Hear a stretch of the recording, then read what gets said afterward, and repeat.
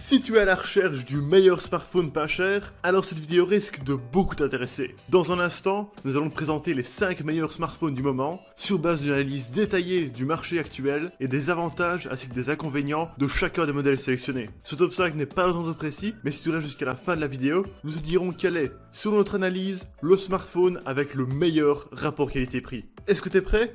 Alors c'est parti pour ce top 5 des meilleurs smartphones pas chers.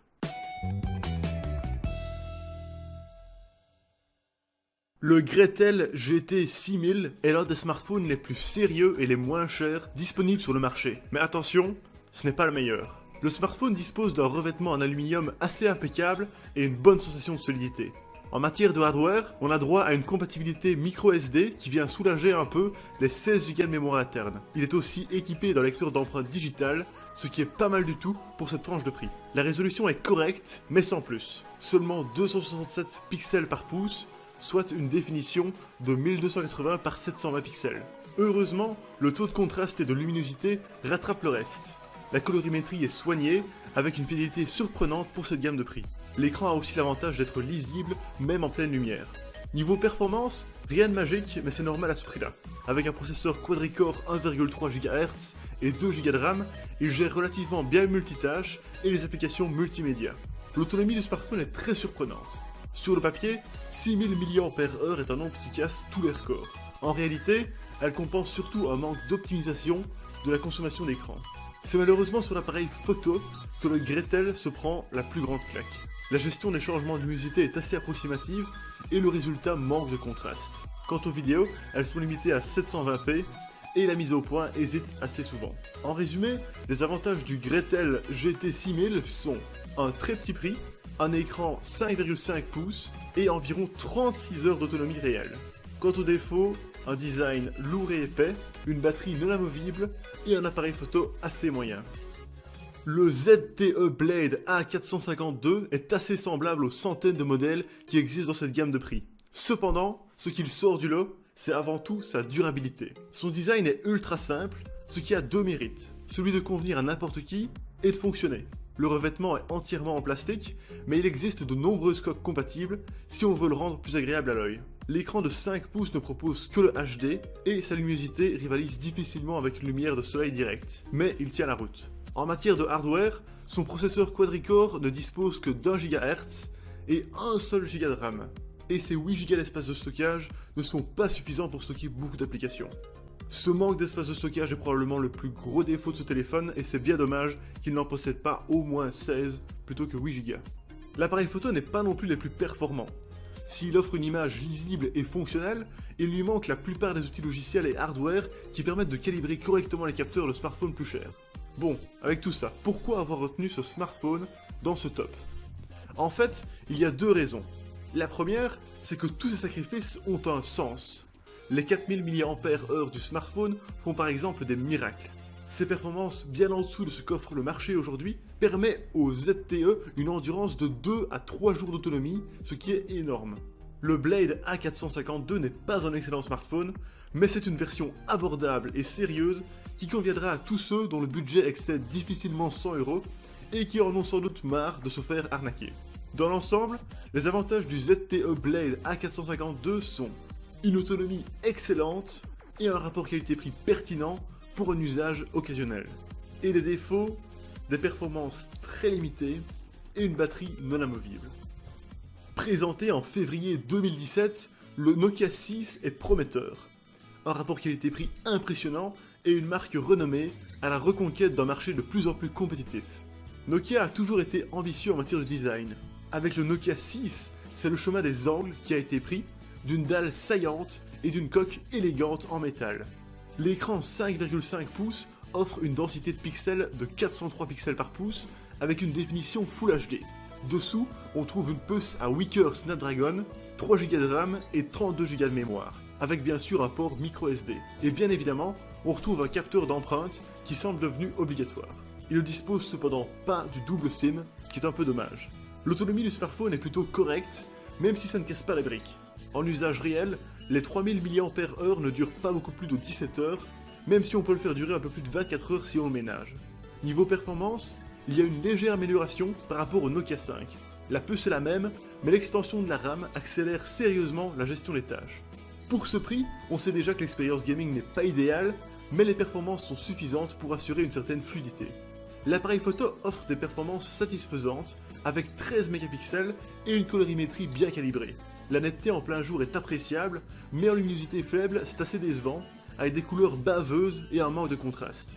Le Nokia 6 s'en tire vraiment bien. Avec lui, on a la garantie d'une finition professionnelle de grande marque, malgré des performances un peu en dessous de ce que peut offrir le marché. Durabilité, solidité, design impeccable et caractéristiques satisfaisantes, c'est un des champions du milieu de gamme. Globalement, les avantages du Nokia 6 sont un écran Full HD de bonne qualité, un design impeccable, une solidité générale de design vraiment appréciable, et la présence d'une puce NFC. Quant aux défauts, l'absence de Dual SIM et un appareil photo un peu à la traîne.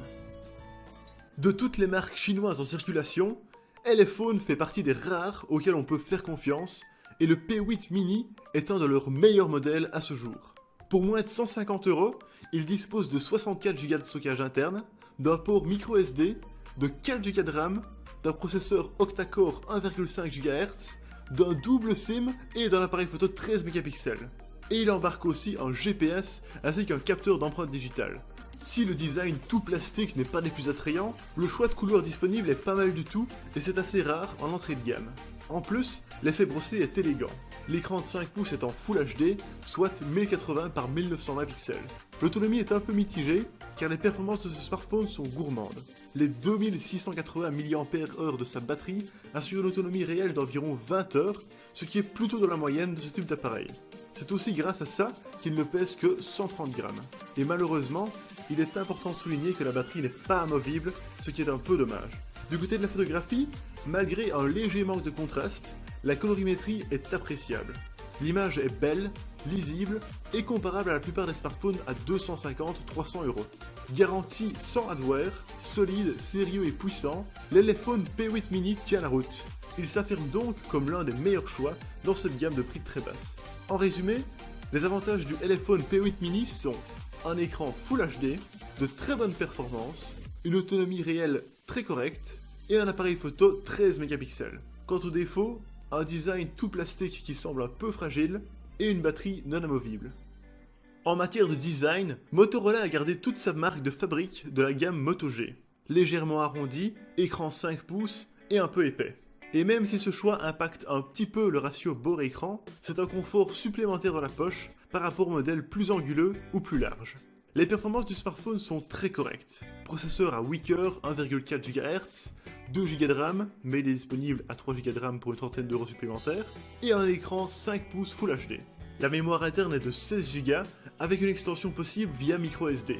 Et il est même équipé d'un lecteur d'empreintes digitales. Le rapport qualité-prix impeccable de ce smartphone se ressent dans toutes ses caractéristiques. Son écran offre une luminosité assez puissante pour être tout à fait lisible en plein soleil, et une balance des couleurs plus confortable. Niveau batterie par contre, c'est un rien décevant. Si les premiers Motorola faisaient le pari d'une batterie super durable pour l'époque, la marque a ici opté pour une recharge rapide mais quotidienne. Sur le Moto G5, la batterie dure environ 15 à 20 heures, ce qui est un peu faible par rapport à d'autres modèles. Heureusement, grâce à la recharge rapide, on remonte à 80-90% en 1 heure sans trop de difficultés, ce qui compense assez bien. L'appareil photo est correct, mais sans plus.